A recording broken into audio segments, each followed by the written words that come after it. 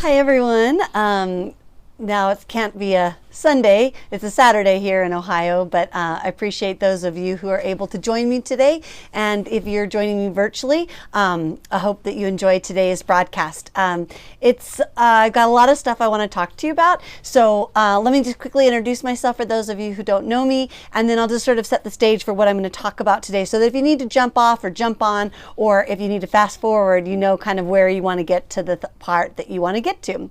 So I'm Christy Preddy-Franzak with B2K Solutions, and today we're talking about self-regulation. And so the title of today's broadcast and this week's blog was Stop, Think, Act. And it actually comes from a new book that's out by some fellow revolutionaries and good colleagues, Megan and Shauna. And they have a new book out called Stop, Think, Act. And it's all about integrating self-regulation into the early childhood classroom. And today we're going to talk a little bit more about how to teach self-regulation, primarily as an antidote or as a replacement behavior to using public displays of children's behavior, otherwise known as charts and cards that we flip or that we stick clips onto and so forth. So Ashley and I have been talking for a couple of weeks about how we are very much against this sort of public shaming or this way to go about trying to get kids to manage their own behavior, but really through an external means. And as Shauna and Megan talk about in Stop, Think, Act, as we develop, as we get older, and certainly by the preschool years, really that locus of control in terms of regulation moves from this external need where everyone kind of reads our cues and meets our needs to help us regulate to a very internal process. And that goes throughout the lifespan, that we try to become more and more centered and able to regulate ourselves versus relying upon external stimuli. So another few of my colleagues and I started a Pinterest board, and a colleague of mine, Myra Parata, always reminds us that self-regulation is not just something that we talk about in early childhood, but it really goes across the lifespan. So today we're going to focus a little bit more on early childhood, but for those of you who work with adults, or those of you who are doing pre-service education, and all of us as we grow and foster our own health and well-being, really these principles of self-regulation apply across the lifespan. So again, I have lots to cover today. So if you need to jump off, jump on, fast forward, that's great. But again, Ashley and I wanted to talk a little bit about a way to approach classroom management that's less about us being the manager and more about teaching kids to self-regulate. So one of the questions for you to think about, and again, if you're joining me live, you can always give hearts to explain or show which things you agree with or you resonate with. But how many of you, when you think about teaching little kids to walk, some of you might have had your own kids or grandkids, some of you might be teachers in the classroom now, or childcare providers, or home visitors, speech therapists, how many of you fear helping kids learn to walk? So if you say, yeah, that's really scary, I don't know how to do that, that's meant for the physical therapist, you can give some hearts. On the flip side, how many of you kind of go, ugh, I don't know what to do when I see kids are having meltdowns, or kids are screaming, or kids are really feeling agitated.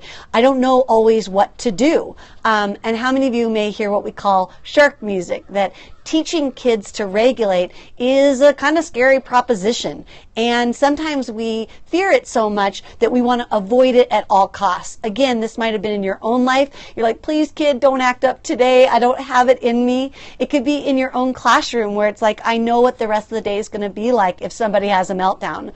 But we're talking about young children, and they're going to have a meltdown. So how do we help them learn to regulate? So Ashley and I have really moved away from this idea of classroom behavior management to really thinking about being intentional to help kids self-regulate.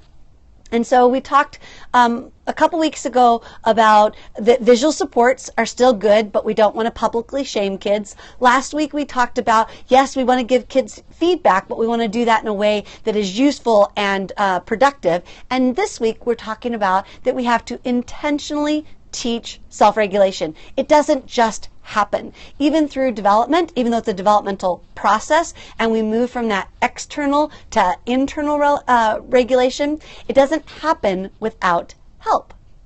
So we'll come back to talking a little bit more about Megan and Shauna's book, Stop, Think, Act, a little bit later in the broadcast. But I first wanted to sort of really highlight or demonstrate how easy it is to teach self-regulation. Now, I really should say easy because teaching is hard. And teaching something for that gains someone's independence that happens really internally is even harder than something that we can kind of shape or move or have some control over in the physical environment. So it's not that it's easy, but it's absolutely doable. And all we have to do is be very intentional. And so I'm going to model or demonstrate how you can with ease, maybe not easily, but with ease, teach self-regulation. So this past week in our blog, we talked about several things that are not unique to teaching self-regulation. They're not unique to preschool. They're not unique to early childhood. If you want to be effective in your instruction, there's things that we do. For example, we model. So whether we're teaching a kid to walk or we're teaching a kid to self-regulate, modeling plays a valuable role in the learning process. We also are very intentional. We'll come back to how do we do that when I model teaching self-regulation. We also want to think that kids have to have multiple and varied learning opportunities. Practice, right? Practice makes perfect. So we can't expect kids to get it after one example or one trial. There's got to be lots and lots of opportunities. As kids are moving through those opportunities, we have to be present. We have to be there with them to scaffold their learning. We can't expect them to figure it out on their own or to kind of get it, the sort of on the side. I kind of picked it up. I get it. No, we really have to scaffold and support kids as they're learning to self-regulate, knowing that this is not going to be easy and they're going to take steps back as well as steps forward. And that they're going to need feedback, and they need that feedback that we talked about last week in terms of it being very targeted, very specific, and very timely. So all of this starts to come to play together as we think about teaching self-regulation. And unless some of us have a magic wand, we really have to go back to our roots in terms of effective instruction to think about, how do I best help kids learn to regulate? And it's just the same as if you're teaching them to count, to rhyme, to put a puzzle together, to take a step. Same exact thing. So let's talk about how to be intentional, and we're going to use another friend and colleagues of mine's book. This is called Bad Day, Go Away. Many of you know that this is one of my favorite stories of all time. This is written by Sarah Cantor and is published by Sunny Day Publishing. And so for those of you who are joining us live today, I will do a drawing and someone will get a signed copy of Bad Day, Go Away from Sarah Cantor. And so I want to show you how we can be very intentional to teach self-regulation even without a magic wand, that we're going to do this in a way that is just with ease, okay? So the first thing we do when we're being intentional is we have to define the it. What is it that we are teaching? So, I don't know if you can see this card very well. It doesn't matter if you can read it. It's just a matter of understanding that I took time and I really wrote down, what do I mean to self-regulate? Now, this will look different if you're working with toddlers than if you're working with college students, than if you're working with a 5-year-old, okay? So remember, it's a developmental process, this thing called self-regulation. So I wrote down things that I thought were developmentally appropriate for 3, 4s, and 5s. So I talked about things like being able to take the perspective of others. Well, that's a hard one, right? It doesn't mean I master it when I'm 4, but I start having these multiple and varied opportunities to take the perspective of others. Also, this idea of attention, that I can get somebody can get my attention, I can sustain my attention, and I can shift my attention. This becomes absolutely critical to learning mathematics. This ability to shift our attention to what I call the relevant stimuli. And so my card goes on and on in a couple of different ways, talking about what I mean in my head intentionally about what it is I'm teaching. So then I just get a book, right? We do it all the time. We promote it in terms of closing the word gap, informing strong relationships with loving adults. Everywhere we look, there's a book. It could be a digital book. It could be a hard book. It could be a story that you tell in your mind. It's just a story that's been in your families for years. It doesn't require a book. But let's say I'm reading Bad Day, Go Away. one of the things that I do is I put lots of sticky notes inside the book. And in fact, in my Bad Day Go Away, I have at the back a bunch of sticky notes that I can pull from to teach different things.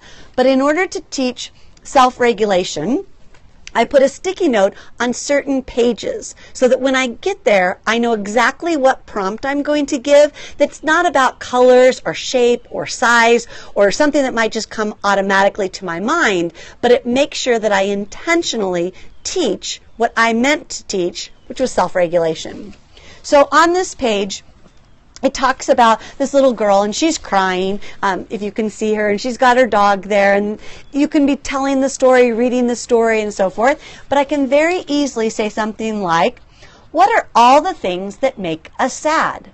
This starts to get kids to think about and to engage in this self-reflection and perception taking in terms of like, what has made other people sad? What makes me sad? And this is a form or an aspect of self-regulation.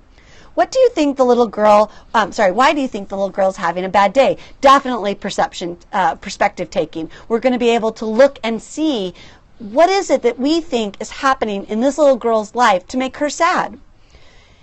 When I want to feel glad, I play with my friends. So another aspect of self-regulation is this ability to think in the future, to think out a plan, to execute that plan, and to even think about possible consequences. So just by this one phrase that I say when I'm reading the book, when I want to feel glad, I play with my friends. It doesn't mean anyone has to say back anything to me, though it could become a really rich exchange, but it's allowing kids to see that I had this plan. I noticed that I didn't feel happy. I want to feel glad, and that I know or I remember, and recall, memory is all a part of self-regulation, that if and when I go play with my friends, I can feel better. So this is a plan that I can then execute. So those were just 3 very simple phrases, questions or directives that you can give on just one page of the story. What becomes important is that we are not only being intentional, right? I know what I'm teaching, but that I model that so that I exude that I show self-regulation throughout my interactions with children, that I give them multiple and varied learning opportunities. So that could be the different questions that I ask while reading the story. That could also bring us to Megan and Shauna's book. This is the Stop, Think, Act. This gives you a ton of ideas of what to do during song times, finger play, reading stories like we just talked about with Bad Day Go Away, circle time, gross motor time, snack time. It's all throughout the daily routine, and it gives you ideas of songs that you can sing, how you can play something like It's Raining, It's Pouring, talking about classroom pets with puppets. They have an activity for circle time called listening bingo, So all of these things really intentionally teach self-regulation. And what's great about Stop, Think, Act is that they are really building upon what we know in terms of the latest and greatest around neuroscience and the brain and how there is this connection between our heart, our minds, and our souls. And so how do we work as a whole child? While I might be learning to count, how do I need self-regulation at that same time as I'm learning to count or to match or to sort? So today what we're talking about is a replacement behavior for using public displays of children's behavior. We're trying to move away from trying to be the external regulator or manager and really help kids learn how to self-regulate. But in order to do that, we need to model, we need to be intentional, and when we're intentional, that means we need to know what it is we're teaching. We need to know when to teach it, where to teach it, the materials that we teach with, how to teach.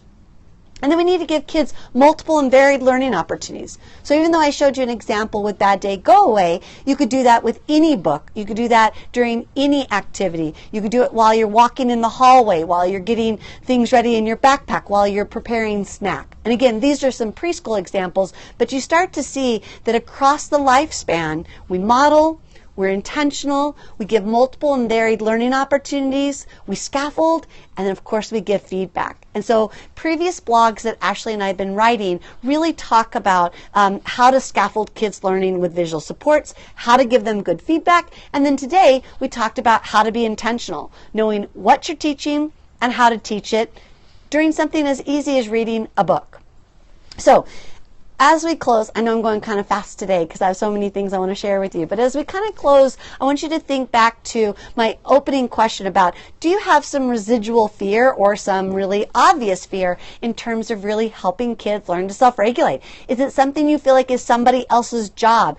Is it something that is important to your agency, to the families that you serve? Have we communicated with members of the community how very critical self-regulation is throughout the lifespan, but particularly in these early years of development? So as your call to action, as you move forth this week, and as you are really thinking about replacement behaviors to publicly shaming kids or really trying to be the one that controls them, and turn that to where it should be in terms of the developmental progression to the internal regulation, I want you to think about, how do you define self-regulation? Do you have a good definition? Is it something you can observe, something you can see it, know it, hear it, smell it? When will you know a kid is self-regulating? Sometimes we know when they're not, and that's okay too. You can start with when they're having a meltdown, when they're screaming, when they're grabbing toys, when they're running away from me, when they don't try again, when they get frustrated. Okay, but what are the things you want them to do? You want them to have persistence. You want them to have perspective taking. You want them to have recall. You want them to be able to shift their attention. You want them to regain an emotional state that is more neutral. Fabulous. That is self-regulation. So talk about it. Define it, write it down if you need to. If you're like me, get it on a piece of paper and stick this in the Play-Doh tub, at the discovery table, at your math center, wherever it might make sense. And then I want you to think about, where can you teach self-regulation with ease? So again, we're not saying it's easy, but with ease. Where can you make this a natural part of your flow and your interactions with children? So that's your call to action for this week, is to really define self-regulation. Google it, pick up Shauna's book and really dig into it.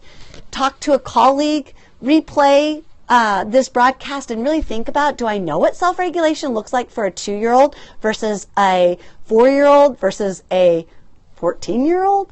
So as I think about that, do I understand the natural progression of self-regulation in human development? And then where can you teach with intentionality, but with ease? So we want this to not have shark music. We want this to be something that is natural and a part of your everyday routines. So thank you for joining me on this fabulous Saturday. I'm off to Anchorage tomorrow, so sorry I can't be with you broadcasting. But next Sunday, I'll be broadcasting live from Des Moines, Iowa, with some friends of mine, Pam and Melanie. So be looking for us to be talking about the home school connection as our fourth and final solution or replacement behavior to public displays of kids' behaviors. So have a fabulous week, and thanks again for joining me either live or virtually.